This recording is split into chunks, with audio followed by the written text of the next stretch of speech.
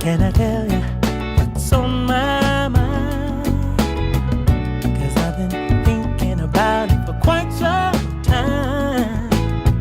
Hey, can you give me a moment to... Welcome to NWA Connie Corso's podcast, where we talk all things dogs. And it causes issues. Let me know if you guys can see it. If not, let me know. Can you guys see this screen? There's a dog named Irie. Can you guys see this screen? Not It's a nice yet. young lady that's her new owner. Can you guys see this screen or no? Not yet. I think it's loading. Let me see here. No? Not yet. On the Pedigree database, can you see that screen? Not yet. Here we go. It's Loading? buffering. Okay, let me know when you see it Okay. because it's... We got it.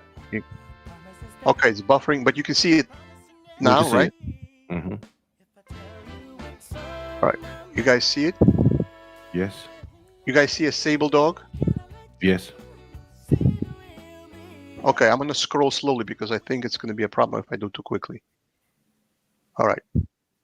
Okay, you guys see my female Bailey as the mother, right? And you see Jago as the father, right? You see that? Mm-hmm. You see that?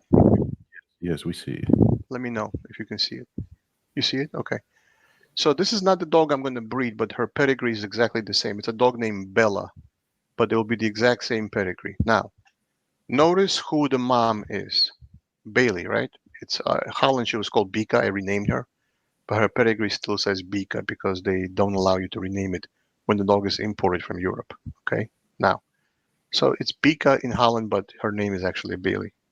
Okay, so notice the dog Irie, which will be the dog named Bella in real life, is the product of Jago and Bailey, right? Notice there's no inbreeding in here because Jago and Bailey have nothing in common. Now, okay, can you Mhm. guys see better now? I'm back on the main screen. Oh yeah, we good. Okay, because the screen it locks up a little bit. Now, Mhm. so now if I take a female out of Bailey and Jago, it's only related to Balian, not related to Jago, right? In terms of the next generation, right? Mhm. So a puppy out of Lucy, which is Bailey's daughter, who is she with respect to Bailey? Well, that's her granddaughter. She's the daughter of Bailey's daughter, right? Lucy is Bailey's daughter.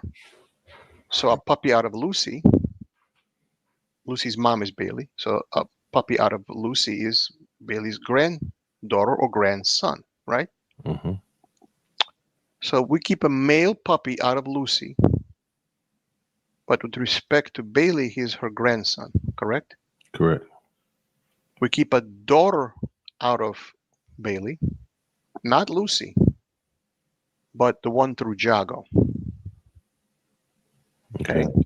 Mhm. I take a grandson of Bailey and I breed him to Bailey's daughter. Okay. Now, what kind of breeding is this? This is a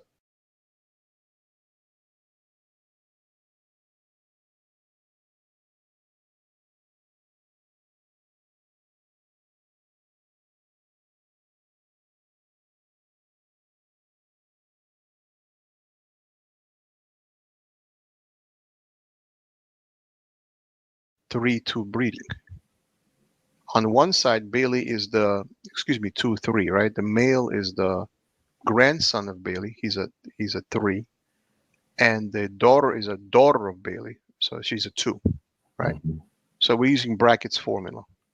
Let the He says either let the sire of the sire be the grandsire of the dam, or in this case, let the grandsire, let the grandmother of the sire be the mother of the dam. It Mhm. doesn't matter, 2-3 or 3-2, right? Right. We're line breeding on the female, not on the male, Mhm. because I choose to do that, right? Now, Mhm. so so this is a two-step. This think about the process. Now, in terms of Bailey, what are we inbreeding? We're inbreeding on Bailey because her grandson will be bred to her uh, daughter. So it's a 3-2 breeding on Bailey, right? Now, Mhm. the coefficient of relationship is that outcome is 37.5% Bailey. What will come out will be 37.5% her, right? But this is being done judiciously because had I bred Lucy to an unrelated dog without Caro or Yukon in the blood, just a completely unrelated dog, right? Then it becomes a 2-3 on Bailey only. But I'm not really interested in inbreeding on Bailey. I'm really interested in inbreeding on her father and grandfather. Because I bred Uno to Lucy as a 4-3, that outcome is Caro 4-3 on Lucy through Uno with Uno. So we now have Caro right here. Now we have Caro in her daughter 3 generations back because Caro is Bailey's father. So he's the puppy's Bella's grandfather, right? Mhm. So Caro is 3 generations here on the daughter, but 4 and 3 generations back through Lucy's son. So Lucy's son is 3-4 on Caro. Bailey's daughter is a 3 on Caro. Now we're creating 3-3-4 on Caro. Mhm. Now that's Caro. Yeah. Yeah. Yeah. In other words, I'm doing the same thing these Germans did. I'm taking the Lucy breeding is an intermediate step. In other words, the 4-3 is not really a very prepotent dog. It's prepotent enough. It's a 4-3 breeding. It creates grandkids of Bailey. I don't care about all the grandkids. I just care about the boys. I will keep the best boy, and the rest will be sold. Now, people will be getting very good puppies because they are 4-3 and Carl. Now, what also are they? They're not only 4-3 on Carl, they're 4-4-4-4-4 on Yukon. And they're 5-5-5 on Karn. So we're putting the best three ancestors, despite all the other dogs involved, up front. We're repeating them. So the grandfather, Yukon, is almost as influential as his son, Carl, the son. And the great-great-grandfather is almost like a grandfather. He's 5-5-5. Remember the math I showed you when you do 5 4 times, it's like 4 2 times? When I do 3 4 times, it's like a 2 2 times. So essentially, by repeating him over and over and over and over, I'm moving his influence one generation forward. So 5-5 is not a prepotent dog, but a 5-5-5-5-5-5-5. I'm exaggerating, but I'm saying 5-5-4-5, 5-5-4-4-4. In other words, I'm repeating him a couple of times. Now that is an influential dog.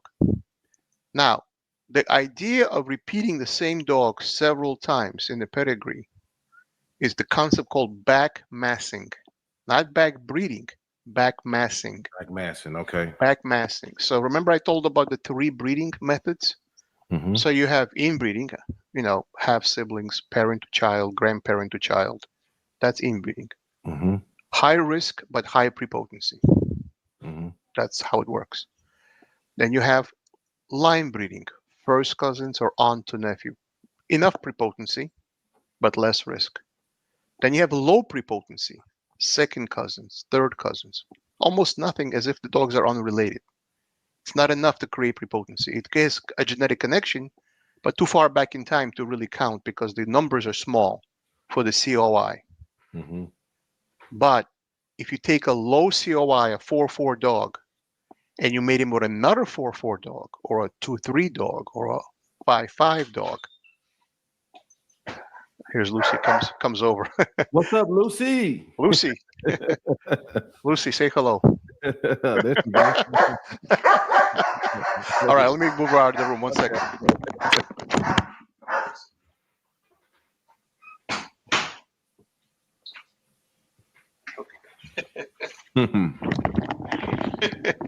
We were just talking about her. Yeah. She heard her name. She heard her name, so she's like, I'm coming in. So what I'm saying is Lucy becomes a stepping stone, not if I bred her to a male, which is completely unrelated to her, then she's an outcross. The fact that she's a 3-3 on Yukon would have been wasted. Yeah. Because that breeding didn't serve a purpose. I made her a 3-3 on Yukon by breeding Bailey to Jake. Now I bred Bailey in a different litter to Jago. Now, had I bred a son of Jago with a daughter, Bailey would be the common mom. That would be a half sibling mating, right? Bailey is a common mother. With one father, she produced Lucy. With a different father, she produced Bella, or a son. I mean, you follow what I'm saying. In other words, she's a common female with 2 different sires at 2 different points of time from 2 different litters. So if I bred a male out of Bailey and Jago to a female out of Bailey and Jake, that's a half sibling mating. That's too close. But I didn't do that. I bred Lucy, which has the same grandfather as Bailey. Because, in other words, Jake has the same grandfather as Bailey. So the dog I produced was a 3-3 on Yukon. Now I put this dog in my pocket. I put her on the side. Then I bred Bailey to Jago, produced a female, but no relationship to Yukon on this side. Empty relationship. Because then I'm taking the same dogs too many times.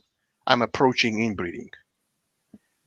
But Bailey is still common here and here. But here she's a grandma. Here she's a ma. Now, I take a grandson through Lucy, breed her to a daughter of Bailey. Now, that male is a nephew of that female. He is her nephew. In other words, Bailey's daughter is the half niece of Bailey's grandson. That's what the relationship is. On one side, she's a grandma. On the other side, she's a mom. That's Brackett's formula. Now, but it's not just any grandson to any granddaughter. It's a grandson which already has Caro and Yukon, twice on Caro and 3 times Yukon, because it's a 4-4 on Yukon and a 3-4 on Caro and a 5-5-5 on Karn, as I just showed you the pedigrees. So you see what I'm doing is, through this side, I've concentrated that male line. Through this side, I have a different male involved, unrelated. So I'm maintaining hybrid vigor. Unrelated. Now, what are my percentages? Well, I'm not going to show you with the math again, because I don't want people to be bored watching me do fractions, because Okay. people don't like watching math. But No. I think it's very simple math. But anyhow, so, but what's the percentages? On Bailey, it'll be 37.5%. And a coefficient of inbreeding of 9.63%. But on her father, Caro, it'll be 8.25%. Nearly the same thing. So even though I'm inbreeding on Bailey, I'm actually not inbreeding on her. I'm actually inbreeding on her father and the father before that, because I've stacked him by having him twice in a first cousin marriage in Lucy. Now, the next set of kids, Lucy's son to Bailey's daughter, now that's going to be prepotent. That's the goal of a line breeding versus an inbreeding. In other words, I'm not doing it in one step. In inbreeding, you're doing it in one step. You have the immediate result. Have siblings, immediately have a prepotent outcome, but you have a high risk for disease. I'm doing it in 2 steps. I'm doing it I waited. Lucy's 5 years old. I waited 5 years before I did this. I wanted to see how she will develop. I wanted to see if she's breed worthy. So understand this. You can't do this experiments like I'm describing if you're not willing to spend $150 to do genetic testing through Embark. People listening to this program think, oh, I get the idea. Let me do this. Well, no. First of all, she had OFA hip X-rays. That cost me. I live in Jersey City, not far from New York City. In my area, because it's near New York City, with anesthesia, it costs $750 to do OFA. Very high. Yeah. In Pennsylvania, it costs $350. But in New York City, the vets here charge me $750 with anesthesia. So that's how much I had to spend on Bailey, Lucy, and Jake. Each time I had to get hip X-ray. So it's not cheap. No. Then you have to spend $150 per puppy to get them embarked. So make sure they're not a GM carrier. Right. So now that costs me $150 per puppy. Right. 9 puppies times $150 a puppy. Now, when I'm selling somebody a dog, I know the dog will be genetically free of diseases, and I can offer a guarantee against genetic diseases. Why? Because I've tested. I know the answer. In other words, it's not guessing. Yeah, it's weird that people wouldn't want to know. You know what I'm saying? It's just weird. You want the dog to live a long life, and you want the dog to die because there's a congenital defect, and the breeder didn't spend $150 to test the dog? It makes no sense to me. Makes no sense. That's why I hate people when they bargain shop for dogs. Because if you're paying $850 for a puppy, well, how could the breeder afford to have done hip X-rays and genetic testing if he's selling it so cheaply? He couldn't have afforded it. So it may be fine. You know, you're playing the lottery. It might be perfectly fine. It might not be. But if you're getting a highly bred pure breed from European lines, and the breeder really prides himself on his pedigrees. I mean, I have some really good dogs. The German national champion. I mean, the Dutch national champion. Karl van Brandenburg. Mm-hmm. I mean, how can you not be proud of such dogs? It doesn't get any better than that. Proven dogs, right? Mhm. Now, it cost me money to import them. I didn't pay American prices for Bailey. I paid import prices for Bailey. Mm-hmm. Jake's father, born, I had him too. I split the cost with a friend of mine. You know how much he cost? $10,000. Oh yeah, He was the son of the three-time German champion. He cost me $10,000 Oh, 12 years ago. yeah. I spent it. We went half, 5,000 apiece. Yeah. I co-owned him. That's what a good dog costs. That's what it costs. I just That's what it costs. I mean, you want a good dogs, you gotta buy good dogs. Yeah. You don't start off with crappy dogs Mm-hmm. and expect to make good dogs. You have to make Yeah. the creme de la creme. The most important dog actually in your breeding program is not the male, it's the female. Mm-hmm. People think, because what happens is you can breed a lower quality male to a high quality female and still get good results. Mm-hmm. But you could breed a superior male with a lot of titles to an inferior female, you're going to get crap. Mm-hmm. So the female, if you're going to start off a breeding program and you can only afford, those are your Adam and your Eve, your male and your female. Mm-hmm. You can't afford both. Buy the best female you can afford, because Yeah. that is the heart of your breeding program. Mm-hmm. Bailey is the daughter of the Dutch national champion. Now he's no longer alive. Right. Born is no longer alive either. Right. But the point is, when they were alive, they were the creme de la creme of that breeding program. Now, I'm not affiliated with the Perot kennel in Germany. Peter Rode runs that kennel. I simply, I'm basing my dogs on his dogs. Now, am I breeding the Perot line? No, because I'm breeding my own line. That's right. Because if you look at, I have a video on my YouTube channel where I talk about prepotency, and I go through Yukon Van Perot's lineage, and it's kind of a long video, 30 minutes long, and people may not have attention span to watch a 30-minute video. But if they really want to see it, I show how that dog was not prepotent with being bred to multiple females. I then show photographs of each female and what he produced. And when the female had line breeding in her, she always overpowered him because her characteristics came through and his did not. And I demonstrate that in a video on my channel. Now, I invite people to watch it if they want to. It's called Prepotency, and I actually go through the pedigrees. And it's kind of a slow to watch a video like that because people have to wait for the screen to load, and it's not an entertaining video where it's like action. People have to be patient and listen step by step, and I show it step by step. Because I'll link it in the comments as well. Yeah, I'll send you a link to it so people can know which video it is. Mm-hmm. I show what actually works in terms of prepotency and what actually didn't work. And all these numbers, all these explanations, they're not good unless you can see what actually worked and didn't work, because we could talk until we're blue in the face, show numbers, show this, show that. Did it work? Well, by looking at actual pedigrees, you can see did it work or not work. And I demonstrated with a dog in my own line that it didn't work. Mm-hmm. But because people are now frowning upon line breeding, they want to completely outcross. People are afraid of disease and they just don't do that anymore. Mm-hmm. But if you see some of the dogs I showed you, these are educated breeders. They actually do it, but judiciously. They don't do it up close. They do it in the past, in the fourth generation, but then they repeat that dog a lot of times. So he still has influence, but he's not so close that he'll cause disease. Mm-hmm. So in other words, backmassing as a form of line breeding is safer.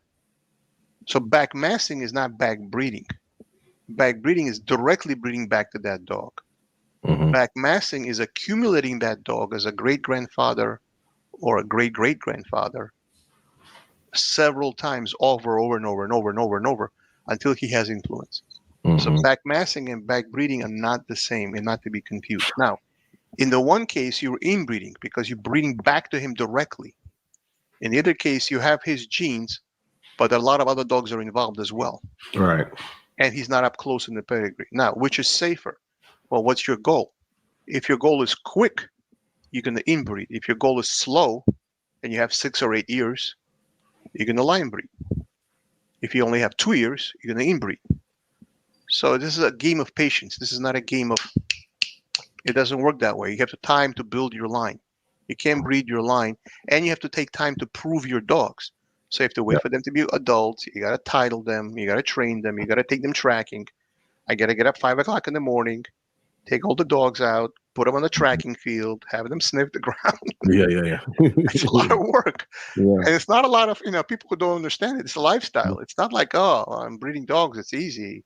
You Is put that them in. the type of people you try to place your dogs in the hands of, people that's going to work them and things like that? If you could? Unfortunately, I try to, but Mhm. unfortunately, most of the people who buy my puppies at this point in my career Mhm. are pet people. Yeah. What I'm finding is that this is maybe my experience. Everybody has different experience. hmm What I'm finding is that,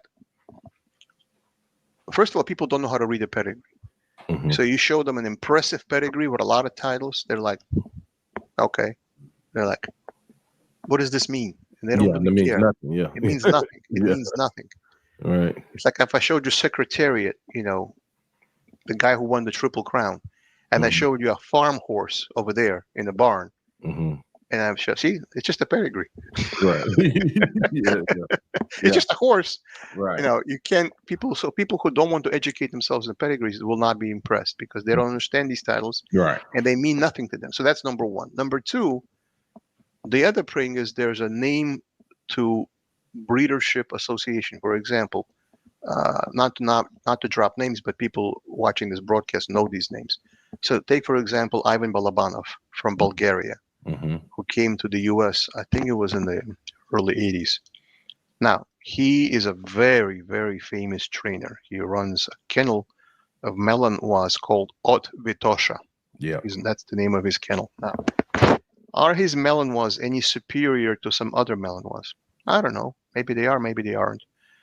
But his name as a trainer gives him the ability to price his puppies really high, hmm and his reputation as a trainer allows him to sell really high. That's right. Are his dogs superior? He doesn't do any line breeding if you look at his pedigrees. So whatever qualities those dogs have, they can't pass them on. hmm There's no prepotency. Right. So are they superior? I don't think so. But Okay. does his name recognition give him the ability to sell at a very high price? Yes. Take, for example, a gentleman named T. Floyd in the German Shepherd world. He's been on the podium 30 times, right? hmm Now, does he have good prices for his puppies? Pretty high prices.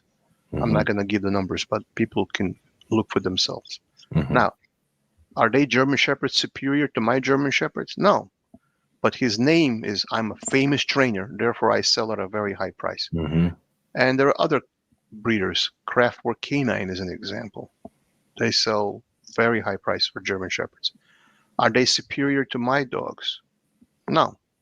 They're European working line German Shepherds. There's nothing that different from my German Shepherds.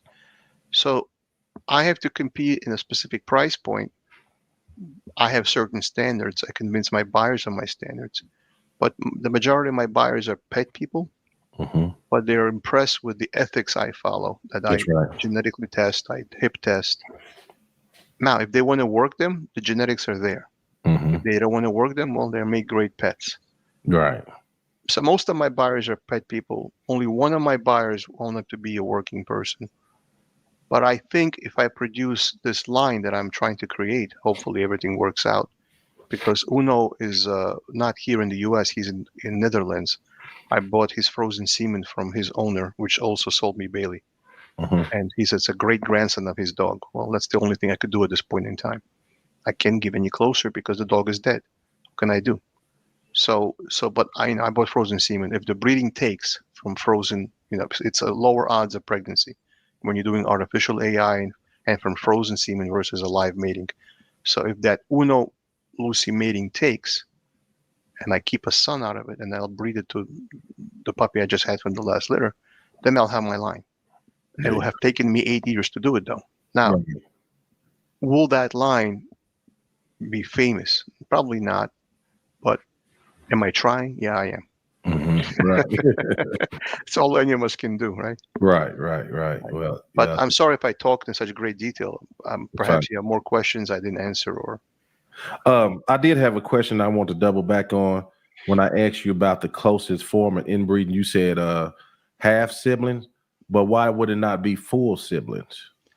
Okay, that's a very good question. And the answer is that when when you're breeding half siblings, you have only one parent in common, either the mother or the father. Mm-hmm. So if there's a genetic disease,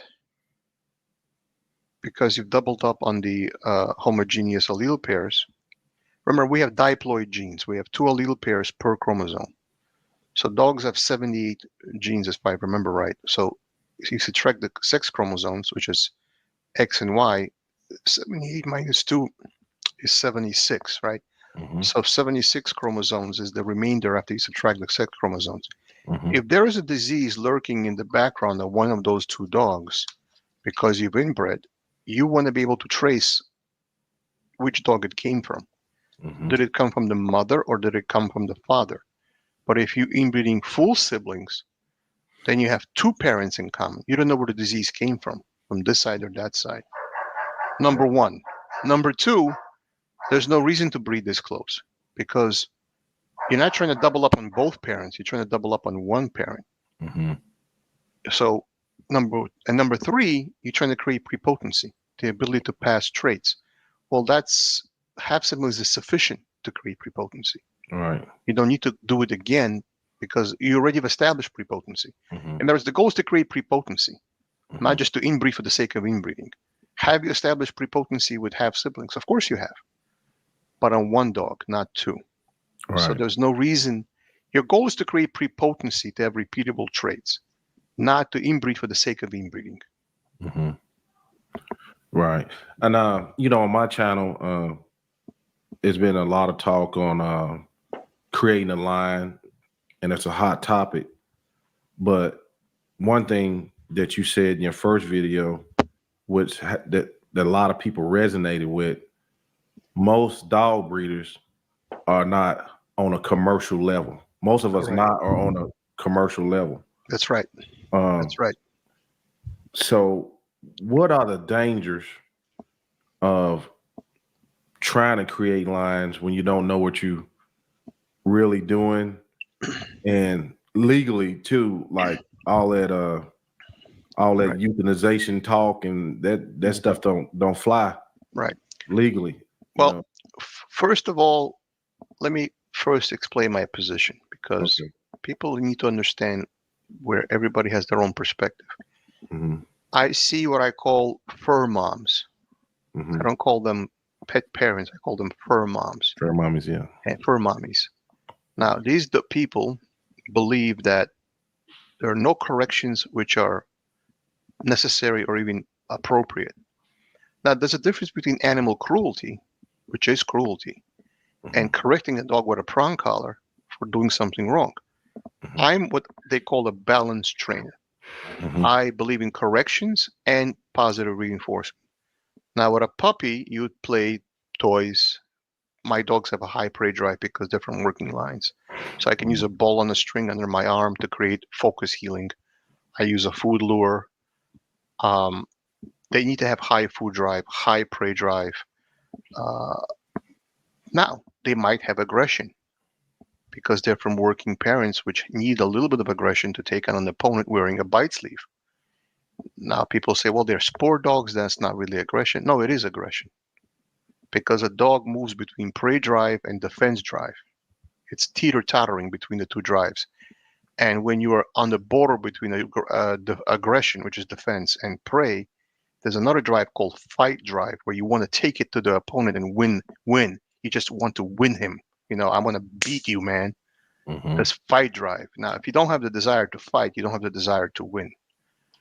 Now, when you're breeding dogs for sport, like I do, you're going to breed dogs which exhibit those traits. Mm-hmm. In fact, you're going to amplify those traits. Now, if you don't want to amplify those traits, then there's no reason to line breed. Just take unrelated dogs and breed. Mm-hmm. But then you're not a breeder, you're a producer of dogs. Yeah. There's a difference between being a breeder, which intelligently plans his litters. I just showed you intelligently planning a litter. I just explained it step for step. Mathematics, health testing, genetic testing, all that goes into it. Now, So a breeder of dogs is not a producer of dogs. So there are producers and there are breeders. Breeders like us, hobby breeders, have thinking involved, what they're trying to do and what they're trying to accomplish. Now, if you're breeding, logically speaking, first of all, you have to talk about the business of breeding because it is a business. Mm-hmm. You have to have enough space for so many dogs. You have to have enough money to feed a budget. I mean, I have a big food budget. I have 4 dogs right now. I'm going to have 5 soon. Mm-hmm. You have to have a big budget to feed so many large dogs. You have to know how to handle large dogs. Yeah. A lot of these fur mommies, they think they want a Cane Corso or a German Shepherd. Well, it's a 140-pound dog. If it's a Cane Corso, if it's a Rottweiler, maybe 130, 120 pounds. Mm-hmm. You sure you want a Rottweiler? Right. Yeah. You sure you want a working line German Shepherd? Mm-hmm. I'm not breeding couch potatoes. I'm breeding dogs which have drive. I don't want soft dogs. Right. Now, don't get me wrong. There's nothing wrong with soft dogs. Mm-hmm. There's a market for soft dogs too. Mm-hmm. I'm not saying there's no market, but I'm saying that you have to understand that if you're working with a working breeder and you're breeding true to the breed's purpose, you are not going to breed soft dogs. You're not going to breed aggressive dogs. Mm-hmm. There's a difference between breeding aggressive dogs and soft dogs. I'm talking about you're going to breed dogs which are true to their breed nature. They're not some kind of a softened down, watered down version. Right. So a lot of people want like a golden retriever in German Shepherd clothing, as they say. Mm-hmm. That's not a German Shepherd. A golden retriever goes and licks everybody's face who he meets. A German Shepherd is reserved. You know, I'm not your enemy, but I'm not your friend either. I don't know you. Thank you. You stay over there. I stay over here. Thank you very much. Mm-hmm. Now, I like that. that's what it's supposed to be, aloof. Now, Right. Is the dog aggressive? No, it's just being neutral. Now, it treats the person like furniture. I don't know you. Goodbye. Stay over there. You know, I'm not going to be overly hostile to you because that's bad nerves. But I'm not going to offer friendship to you either. I'm going to be neutral. Now, so before we talk about line breeding and inbreeding, you have to understand who's your audience, because who you're breeding for who? You're breeding for the pet market? Are you breeding for the working market? Are you breeding for the police? Or are you breeding for pet homes? Now, if you produce a dog which is too hot, in other words, a lot of powerful genetics, that dog will not be able to be handled by the average pet person. So you have to ask yourself, well, do I have the capacity to sell these dogs to homes which are not working homes? Do I have the capacity to market to that audience? So you have to have an advertising budget equal to the cost of one puppy, in my opinion. Mm-hmm. You have to have a way to advertise your dogs. You have to have credibility, previous buyers. You have to have a program where you genetically test. It's not cheap to breed dogs. If you're going to do it my way, you have to have genetic embark testing. I embark every puppy I sell because I just want to be sure that if I offer a health guarantee, there's no genetic defects. Now, my dogs, which are parents that don't have genetic defects, but once you start line breeding, you have higher odds of genetic defects. So I embark my dogs. Now, that's not cheap. Nope. You have to be able to feed 4 or 5 dogs, which are large dogs. They eat a lot. You have to have the budget. You have to have the space. You have to have the time to exercise them and train them. So before we talk about people, what they want to do, to answer your question, first of all, you have to ask yourself, do you have the resources to do all this and the time? Also, do you have the patience to do all this? I just described something I'm doing, which will take me 8 years to accomplish. Now, when I started, I had that goal in mind 8 years ago. I thought it through. Now, will I accomplish it? Well, if the breeding takes, I'll accomplish it. You know, that's where biology takes over versus what your planning is. You know, I'm planning something, but it may not work because biologically it might not take. That's outside your control. You know, that Right. I cannot help that. But Right. am I planning it? Of course I am. Now, so I thought it through thoroughly. As you can see, I've analyzed pedigrees. I've used pedigree analysis. I've used coefficient of inbreeding calculations. I've figured out how to reduce risk yet still get characteristics. I've chosen the right dogs to line breed on, not just any dogs, because they're handy. Most people are lazy. They breed what's convenient. They breed what's nearby. They breed what they already have. They have kennel blindness. They think the dogs they have are perfect. when in fact they're not. Not, yeah. So also, if you're going to do this, you have to understand the breed standard. A lot of people don't breed to the standard; they breed outside the standard. For example, I see Facebook. I'm in Facebook and a lot of dog groups on Facebook. Obviously, I see liver-colored German Shepherds. Liver is a color dilution gene of the black gene. Why would you sell a dog with a dilute gene and sell it? It's a special gene, and we are, special dog. No, you have a dilute gene. You're diluting color. Or they sell brown German Shepherds. What are you doing, man? Or they sell panda German Shepherd, which kind of looks like a collie. That's a genetic mutation. Why are you doing this? Why are you breeding something which is not the breed standard? What are you doing? I do my own thing. No, you don't do your own thing. You're not the creator of the breed. Captain Max von Stephanus created the breed. He wrote a breed standard. If you're going to breed this breed, follow the breed standard. Or they breed 120-pound German Shepherds. That's not the breed standard. It's at most a 90-pound dog. It's not a giant-sized dog. It's not a mastiff. It's a herding dog. You can't have a 120-pound dog herd sheep all day long. It doesn't have the ability to keep up. Now, I try to breed a little small because I like them a little smaller because they're easier to handle. And they're not going to have as many hip problems when they're not as heavy. So I try to breed my females to be a little smaller. I try to choose smaller males. That is still within the breed standard, but I try to go for the smaller size. Right. Now, that's my view. Everybody breeds what they like, but as long as they breed within the breed standard. Now, what if I'm breeding a dog which has a color dilution gene? I'm not going to breed that dog, but somebody else would. A lot of breeders also breed by phenotype, by market share. For example, there are a lot of breeders which advertise long-coated German Shepherds. Now, for a long time, the long coat was disallowed. The only way you get a long coat is to have the long coat gene recessive. In other words, it has to be both parents have it. You cannot have only one parent have that gene. You have to have it on both sides. Now, at the last time I looked, and I don't know the current prices, but last time I looked, the average long coat showline puppy in my area, and all the websites I've checked, is about $5,500. The average well-bred working line puppy is between $2,500 and $3,000 in my area. Now, I'm not saying this is nationally. I don't know the numbers nationally. Now, if I can get $2,500 more per puppy because I'm selling a long coat, and I have 10 puppies, I made $55,000 versus $25,000 before costs. I'll breed long coated because it makes me more money, right? But am I breeding the total dog? No, I'm breeding this one attribute, and a dog is a polygenetic organism. In other words, it's composed of many, many traits, which consists of many, many genes. So now we're able to identify specific genes for a specific attribute. For example, coat color is a single gene attribute. It's not a multi-gene attribute. Whether the coat is wiry or not wiry, like in the poodle, we can identify the gene which causes the wiry coat. So some characteristics are single gene attributes. But the majority of attributes in the dog are polygenetic. In other words, multiple genes create the dog as a whole. So you have to breed for the total animal, the total package. You can't just breed a single trait.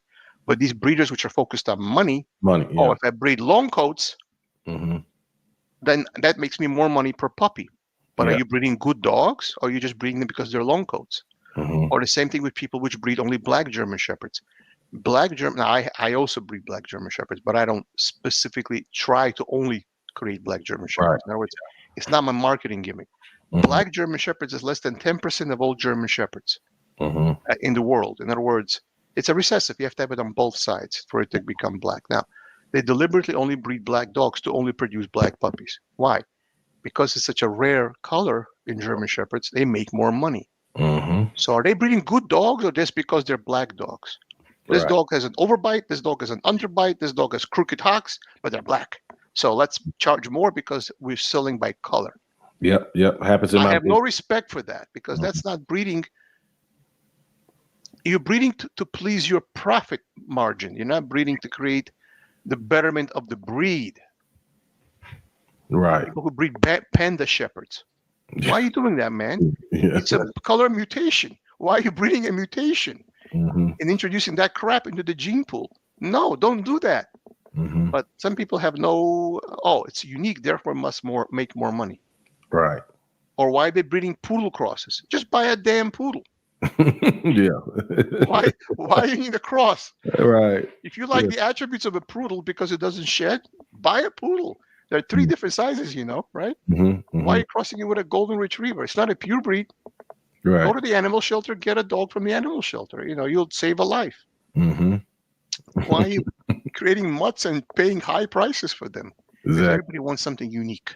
Right. It's people are buying based on some irrational argument. People created breeds like the Italian Mastiff, your breed, Cane Corso. Mm-hmm. It goes back to Italy until the Roman Empire. I mean, it's a noble breed. Mm-hmm. Survived centuries because it's a noble breed. The German Shepherd, it doesn't go back that far. It goes back 120 years. It's a noble breed. It's proven. It's in the police work. It guides the blind. It is the savior of children and it protects children. It helps to find hurricane victims and earthquake victims. It's a proven breed. We know what this breed can do. Why are you going out and mixing a poodle with a golden retriever and calling it a designer breed? It's a mutt. Right. Oh, yeah. It's insane. I mean, that's all I can say. Mhm. It's insane. Yeah. So another thing I wanted to ask you about, you don't mention a lot about hybrid vigor. Is hybrid vigor something that's in these lines, or is it just going to be mostly so I'm not depending on it? I'm looking for traits and I'm smacking traits together and making my dogs is the focus. Hybrid vigor comes from having no inbreeding whatsoever. Mhm. Now, there is a concept called the ancestry loss coefficient, called the AL. If you go to the working dog database, there's a coefficient called the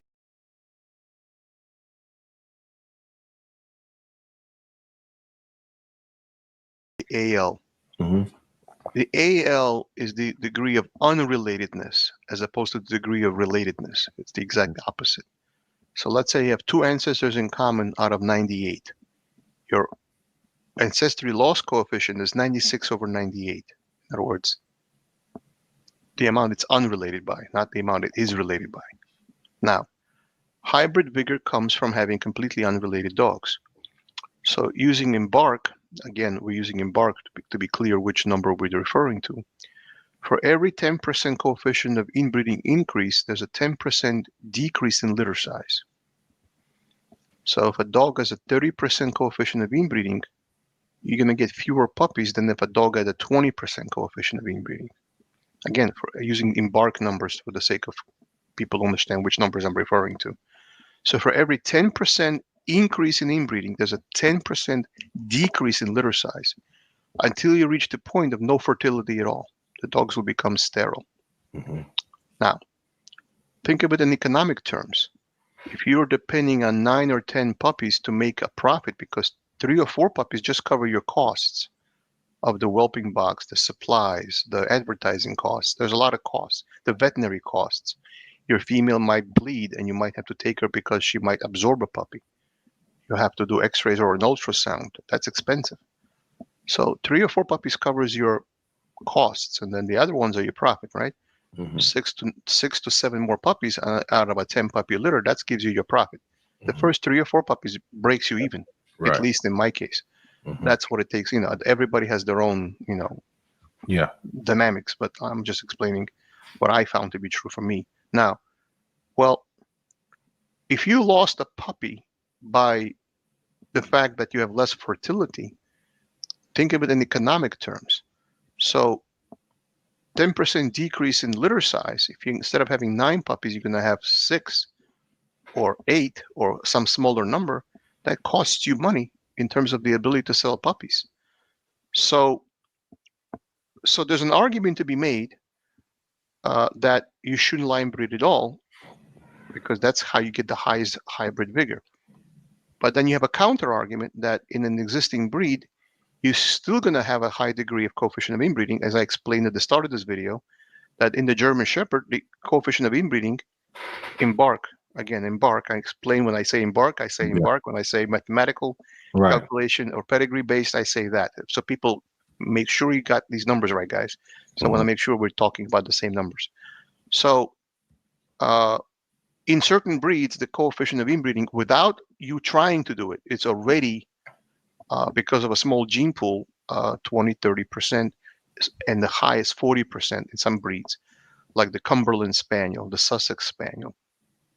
Now, for example, in Dalmatians, which have the spots, that there was breeding with the spots, they again, remember I said an animal's polygenetic, so people thought they're only breeding spots. Well, it turns out they had kidney stones and a lot of kidney disease because of those spots. Because so apparently whatever caused the spots also was somehow connected to the kidneys. The same genes carried together somehow. And they had to outcross the Dalmatian to the Irish setter to create hybrid vigor and get rid of the kidney disease in Dalmatians.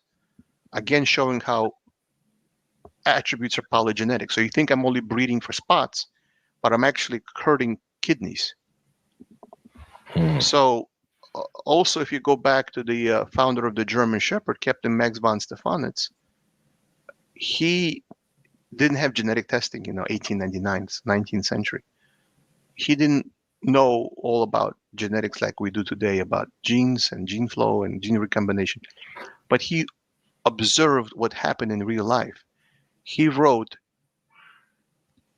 dark colors are a sign of hardiness. And he wrote that by observing what he saw. He wrote a book called the Deutsche Schufu, the German Shepherd, in 1923. And he wrote, I'm translating, I read the translation from German, dark colors as the epitome of hardiness. In other words, if you breed the sable German Shepherds or the black German Shepherds, it restores strengths. So there's something to be connected. So color and strength, what are you talking about? So he found that color has an impact on overall vigor. So the original German Shepherds were sable, not black and tan. Sable was bred out until it was reintroduced in East Germany. And the East German dogs were they favored sable and they favored bicolor. But that color was brought back, but it was almost completely bred out. And the early dogs were black and tans. Now, by breeding back to the sable dogs, the gene pool reinvigorated. So there is some kind of association between color and hardiness. It was observed by Captain Max von Stephanitz. He couldn't explain it. But if you look at the Dalmatian, where the spots led to kidney disease, there is an association between color, like in certain dogs, lilac and the French bulldogs. You shouldn't breed two lilacs together. Now, what does color have to do with health? I don't know exactly which genes combine with which genes, but as I said, it's a polygenetic trait. Something to do with this color has something to do with health. Yeah. Yeah. And there is an association. We don't know that association yet because we don't know everything. That's right. But we know from real life that if you breed these two colors together, I think it's Merle and Merle. I don't know the exact of that breed. I'm not a breeder. I heard about blindness, right? dilute that to dilute skin issues. Correct. All kind of stuff. Yeah. Right. So when the breeders breed by color, because I don't know the prices in this point, but let's say because they can only have 3 puppies and usually by C-section, I've seen French bulldogs sell for as much as $5,000 a puppy. Oh yeah. Because the C-section is $3,000 alone, so they have to make up the cost of the C-section. So 3 puppies is $15,000. They can't really have more because it's a small breed, so they can only have so many puppies. Now, but because they're breeding a pocket-sized dog, which appeals to the fur mamas, which like that little cutesy schmootsy dog with a face which is squashed in, which causes breathing issues. Well, by color and cuteness, they're diluting the quality of the animal as a whole. So when breeders get greedy and breed for attributes, which are for cuteness, for market share, as they say, they're reducing the quality of the animal's life. Look at the British Bulldog. Originally, it was a dog much more like today's pit bull or the American Bulldog of today compared to the British Bulldog. It's a deformed breed. It has severe skin issues, severe breathing issues, can't reproduce unless you help it with artificial insemination. In nature, any animal that can't reproduce on its own would die out, right? You can't create your own offspring without human intervention. that animal would not survive. So it went from being a very healthy breed for bull baiting in the 19th century to being a very unhealthy breed because people bred strictly for attributes.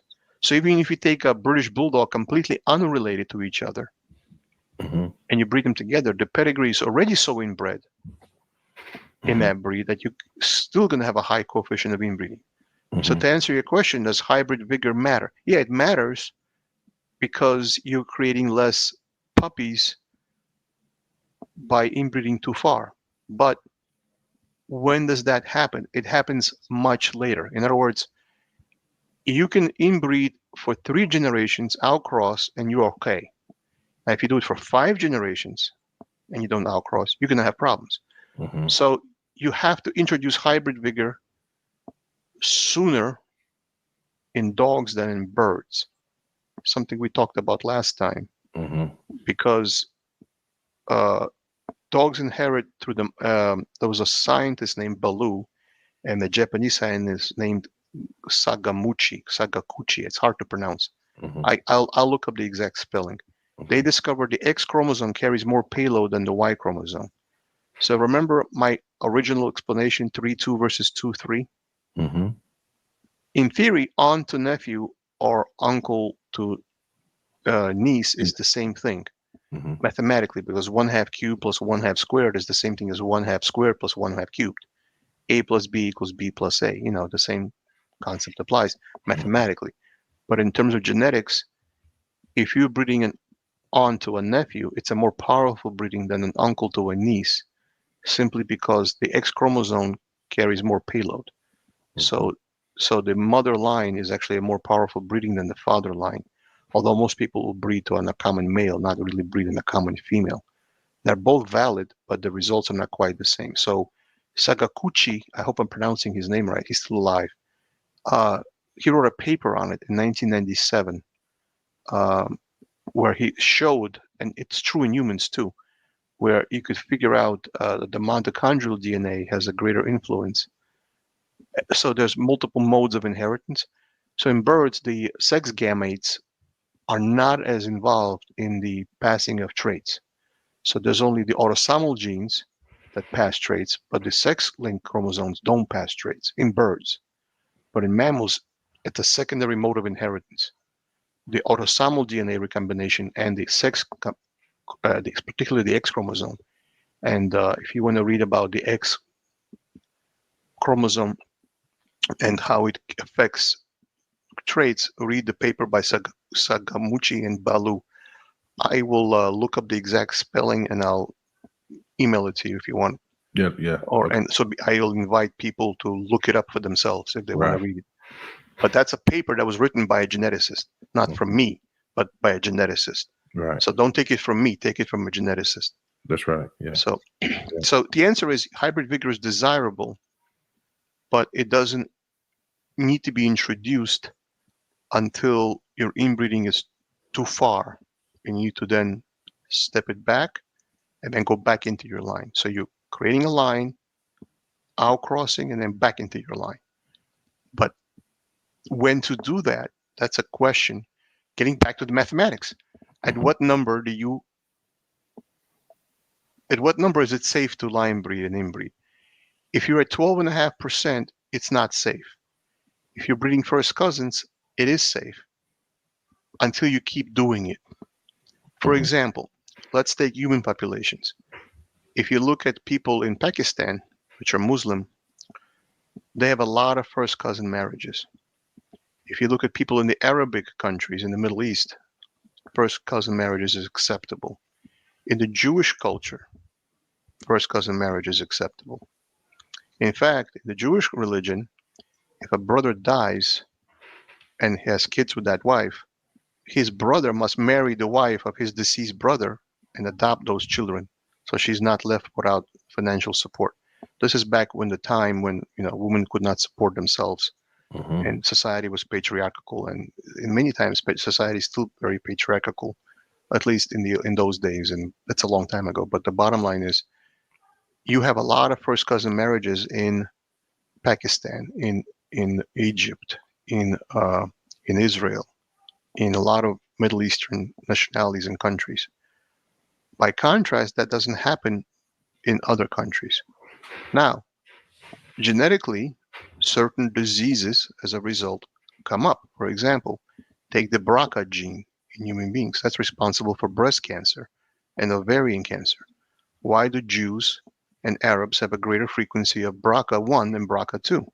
Because of historical first cousin matings in the past. So certain diseases, like sickle cell anemia, is common in certain races and nationalities in Africa. Why? Because there were Muslim societies. Africa has many religions, but some are Muslim, and first cousin marriage was encouraged, and sickle cell anemia became very common in certain ethnicities, like in Ethiopia, for example. So in human beings, first cousin marriage in that first generation, no big deal. Nothing bad will happen. But you keep doing it. As I told you, inbreeding is cumulative. Now something bad happens. Right. So the answer to your question is, it's a judgment call. And that's why you do embark, to see the numbers before you do it. Mm-hmm. And when you're reaching 40%, stop. Right. Yeah.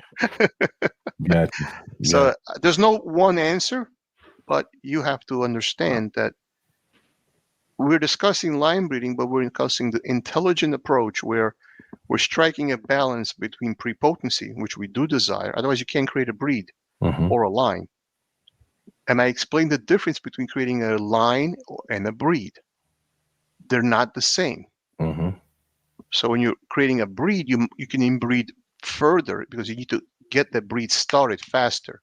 But once the breed is established and breeds true, you no longer have to inbreed that far. So that's where line breeding is creating a line versus a breed, because it's not the same thing. So so there's similarities in the approach, but they're not exactly the same thing. That's why I'm a favor of two approaches. I like the bracket approach because you're decreasing the risk compared to half siblings. Right. And if you can't do it because you don't have nearby relatives which are that genetically related, then the best option is to then do what's called backmassing. Look at, for example, Yukon Van Perot, which is in my lines. He's 25 years ago. How can I possibly breed to him? He's dead. But I can accumulate him by looking for relatives of his and make sure I breed to relatives of his so he appears over and over and over. And therefore, I'm creating him again as much as possible. In other words, you're not going to recreate him unless he's alive and he had frozen semen on file. Right. So I can't do that. But can I create him? Yeah, I just give you an example of doing it only in 3 generations. Mm-hmm. Right? That'll be my last question. What are your thoughts on going older dogs using older semen? Is it better to go back and get that older dog that exhibited so many good things, or is it better to breed a better version of him? I think the first is the better approach, because if you have a dog on file which his semen is frozen, I think you're going back to older genetics when different criteria was more in practice. I'll give you an example in the German Shepherd. Right now, German Shepherds are being bred to be sport dogs with very high prey drive and very little defense drive. Now, in the 1950s and 60s, they were bred with very high defense drive. Now, our training techniques have changed. In the past, people taught dogs protection. It was kind of brutal. It was, I would say, it's animal cruelty. You would tie a dog up and you beat on it until it either gives up or fights back. Fight or flight. And those techniques are cruel. Now, that's what the people did. Now, a more modern approach is first to teach the dog the mechanics of biting in prey drive, making him bite a bite sleeve, make him not afraid of the helper, make the helper run away and pretend to be afraid and build the dog's confidence. And then once the dog has the mechanics of engagement and not being afraid and you build up his confidence, As the dog matures, slowly, slowly, slowly. Now he has the mechanics of biting the sleeve in prey drive. His goal is to win the sleeve, not the man. But now at 12, 18 months of age, now you turn it on him and he sees the helper as an opponent who is not just a boxing partner, but as an enemy that can potentially hurt him. And now switching the dog to defense. But he has built a foundation in prey and the mechanics of biting in prey. That's a much less cruel approach, and it's a much more safe approach in developing the animal's ability. Now, if you're going back to older genetics, you're going back to what was true of that time, depending how far you go back. For example, if you're going to go back to East German dogs, one of the differences between East German dogs and West German dogs is the ratio of prey to defense. Roughly speaking, this is not true for every dog, obviously. It's just a generalization, but a East German dog was 80% defense, 20% prey. A West German dog was 90% prey, 10% defense. And Malinois is all prey. There's almost no defense. Now, if I breed a dog with defense, you need aggression in a serious situation. So if I'm breeding a dog which will work in a prison yard, that's a very different dog that will go to a people's family home. I got to know my audience, go back to my first point. So if you're going back to a specific dog because of the attributes he exhibited when we had different training methods, we're going back to old blood. We're going back to what the dog was like in that time period. It's like you're stepping back in time. So I'm a fan of it because the breed has to continue being true to its original purpose. So as we modify a breed based on our ability to train with different methods, we're also changing the breeds because dog sport influences genetics you select or not select. Genetics has a strong influence. Dog sports have a strong influence on genetics. By going back to older blood, you're going back to what was considered the best genetics of that time based on the training methods of that time. Gotcha. So,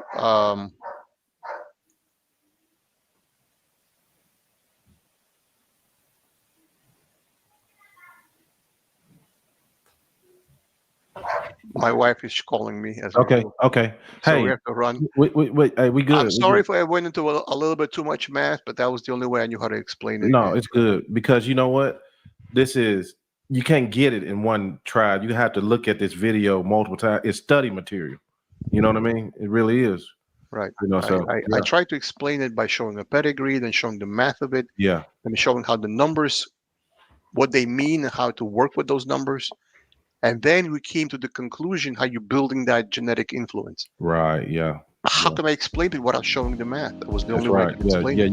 You can't get it in one try. This is classic study material. So yeah. So yeah. Right. Well, I appreciate it. I hope everybody likes the video and feels it's useful. All right. I look very forward much. to you one day. I know you're getting set up and everything. Maybe you can do a live with live Q&A. I bet people would love that. I don't know. I don't know if I can answer all the questions. Okay. I can try. I can try. All right. Well, thank you very much for your time. I really appreciate this. Thank you so much. No problem. All right. We'll see you. Thank you. Bye-bye. And that wraps up another episode of NWA Cane Corsos. Thank you for being a part of our Cane Corso community. Remember, you can stay connected with us beyond the podcast. Find us on all major media platforms by searching for NWA Cane Corsos. Whether it's Facebook, Instagram, Twitter, or YouTube. Just hit that follow button to join the conversation and get the latest updates. If you have a burning question or want to apply to be a guest on our show, we'd love to hear from you. Simply shoot us an email at nwacanecorsos@gmail.com. And if you're a business interested in becoming a sponsor, reach out to us at the same email address.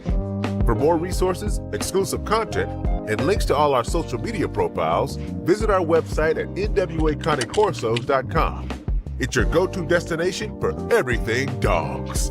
Thank you once again for tuning in, and we can't wait to bring you more exciting episodes where we explore the fascinating world of dogs.